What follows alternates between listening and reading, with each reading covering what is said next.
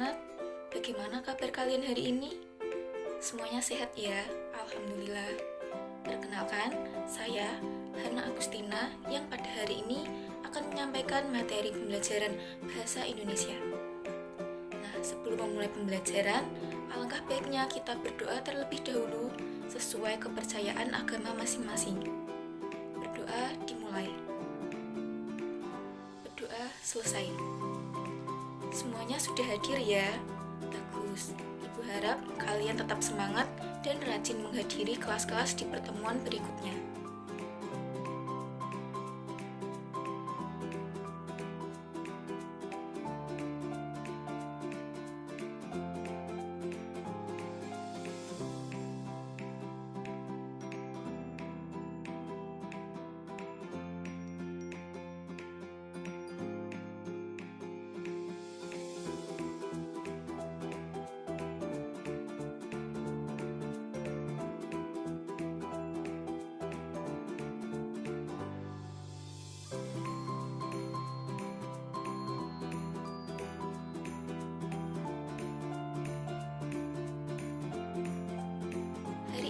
Kita akan belajar mengenai teks narasi.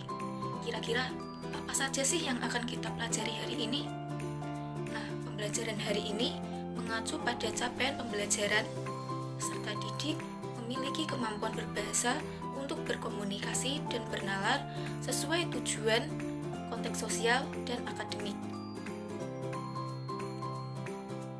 Peserta didik mampu memahami informasi paparan tentang topik yang akan dipelajari. Peserta didik menulis teks narasi berdasarkan pengalaman dengan lebih terstruktur. Nah, dari capaian pembelajaran itu, maka tujuan pembelajaran hari ini yaitu peserta didik mampu mengidentifikasi informasi-informasi yang ada di dalam teks narasi, yaitu berupa struktur dan ciri-ciri teks narasi. Jadi, pembelajaran hari ini dapat kita bagi menjadi 4 poin. Pertama, definisi teks narasi. Yang kedua, ciri-ciri teks narasi. Yang ketiga, struktur teks narasi. Dan yang terakhir adalah unsur-unsur teks narasi. Kira-kira, apa sih itu teks narasi itu?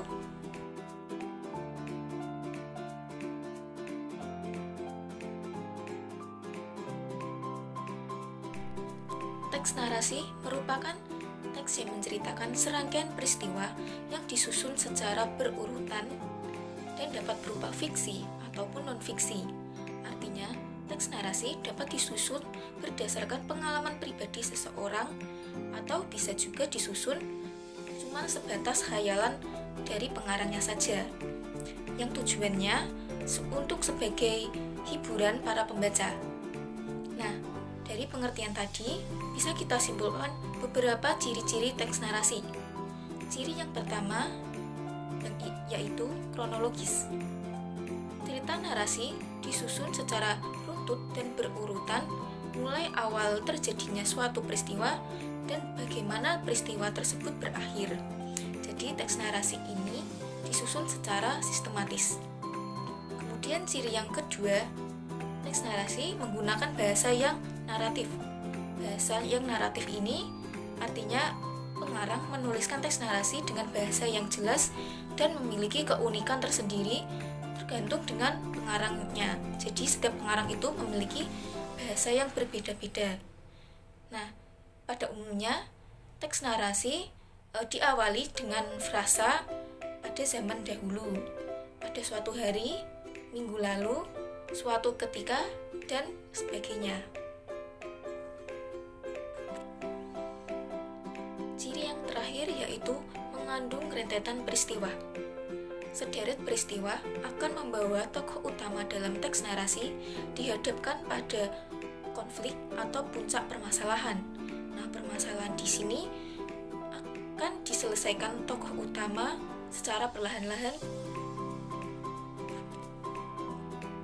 dan biasanya masalah itu bisa datang dari dalam diri tokoh utama atau bisa jadi dari orang lain. Nah, tadi kita sudah belajar mengenai definisi dan ciri-ciri teks narasi. Sekarang kita beralih pada materi Struktur teks narasi. Ada yang tahu berapa strukturnya? Ya, struktur teks narasi dapat dibagi menjadi 4. Struktur yang pertama yaitu orientasi. Pengarang mengenalkan tokoh, waktu, dan juga tempat yang akan dimunculkan di dalam teks narasi. Nah, untuk membuat suatu cerita, pengarang pertama-tama mengenalkan dulu nih apa dan siapa yang akan diceritakan, sehingga para pembaca menjadi tertarik untuk membaca cerita tersebut. Nah, di bagian orientasi ini biasanya berada di awal paragraf. Supaya lebih jelas, kalian bisa memperhatikan contoh penggalan paragraf berikut ini.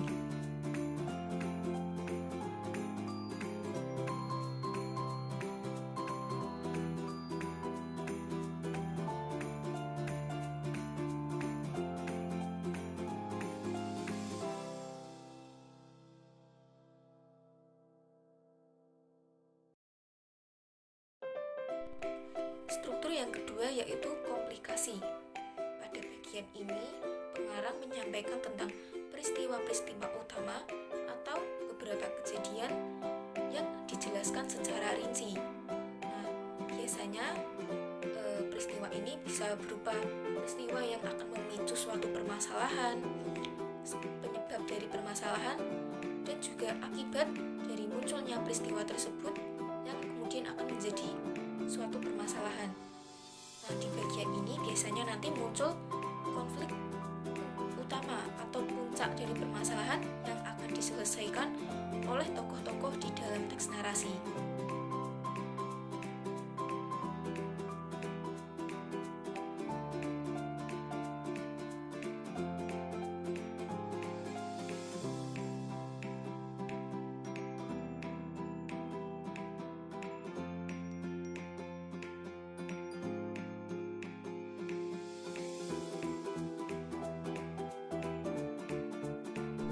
Struktur yang ketiga yaitu resolusi.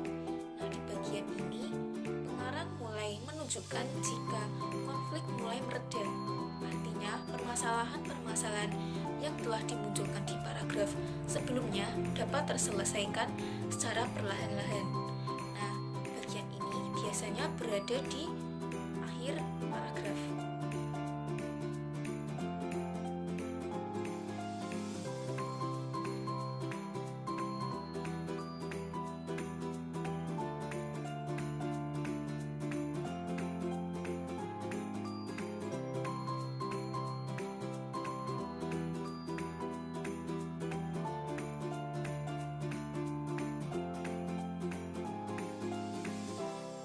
Struktur yang terakhir yaitu koda. Koda ini mengandung pesan moral yang akan disampaikan pengarang kepada pembacanya. Nah, tetapi bagian koda ini sifatnya opsional, artinya tidak harus ada secara terstruktur di dalam teks narasi, karena pesan moral itu bisa disampaikan secara tersirat di paragraf-paragraf yang lain.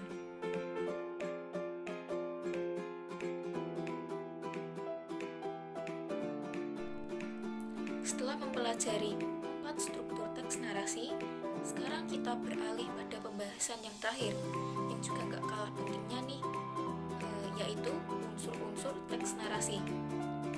Nah, unsur di sini tidak jauh berbeda dengan unsur pada teks-teks yang lainnya.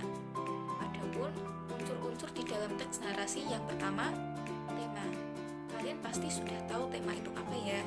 Jadi, tema itu merupakan gagasan pokok atau ide pokok yang akan dibahas di dalam suatu teks. Kemudian unsur yang kedua yaitu latar.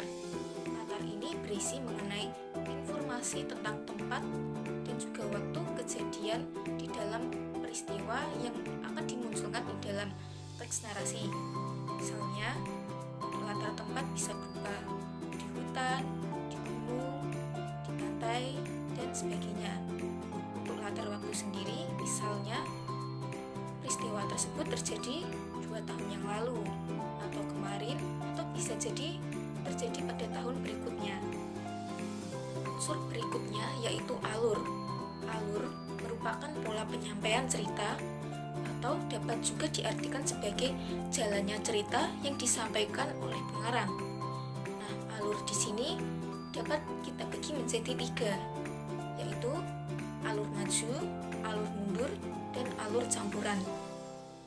Kemudian struktur yang keempat ada tokoh. Tokoh atau karakter juga dapat diartikan sebagai pelaku-pelaku yang akan menjalankan alur di dalam cerita. Nah, seperti yang sudah Ibu katakan sebelumnya, tokoh-tokoh ini nantinya yang akan menghadapi sekaligus menyelesaikan permasalahan yang akan dimunculkan di dalam suatu teks. Kemudian struktur yang terakhir yaitu sudut pandang. Sudut pandang dapat diartikan sebagai arah penyampaian cerita. Biasanya, sudut pandang yang lebih sering digunakan di dalam teks narasi ini bisa menggunakan sudut pandang orang pertama atau sudut pandang orang ketiga. Berhubung materi hari ini sudah selesai, sekarang Ibu akan memberikan tugas sebagai tindak lanjut dari pembelajaran hari ini. Tugasnya adalah kalian membuat teks narasi yang berhubungan dengan lingkungan tempat tinggal masing-masing. Tulislah teks narasi tersebut ke dalam kertas buffalo atau kertas manila. Selanjutnya, analisislah struktur dan juga unsur-unsur teks narasi yang telah kalian buat. Minggu depan, masing-masing dari kalian akan maju mempresentasikan hasil pekerjaan di depan kelas.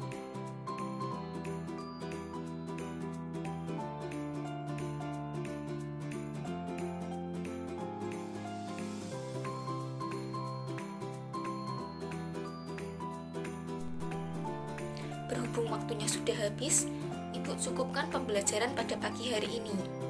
Nah, sebelum itu, Ibu akan sedikit mereview materi-materi yang telah kita pelajari. Teks narasi merupakan teks yang berisi sederet peristiwa yang disusun secara runtut dan dapat berupa fiksi atau non-fiksi. Di dalam teks narasi ini ada ciri-cirinya. Yang pertama, kronologis, menggunakan bahasa naratif, dan yang terakhir ada sederet peristiwa. Di dalam teks narasi dapat kita lihat strukturnya yang dibagi menjadi 4. Yang pertama, orientasi, struktur yang kedua, komunikasi, struktur yang ketiga, resolusi, dan struktur yang terakhir, koda. Nah, koda ini perlu diingat ya, tidak harus ada di dalam teks narasi. Sifatnya opsional. Selanjutnya, unsur-unsur teks narasi tidak jauh berbeda dari teks-teks yang lain. Unsur yang telah kita bahas pada hari ini yaitu tema, latar, setting, alur, dan sudut pandang. Dan yang terakhir ada penokohan. Sekian pembelajaran pada pagi hari ini. Jangan lupa tugasnya dikerjakan ya.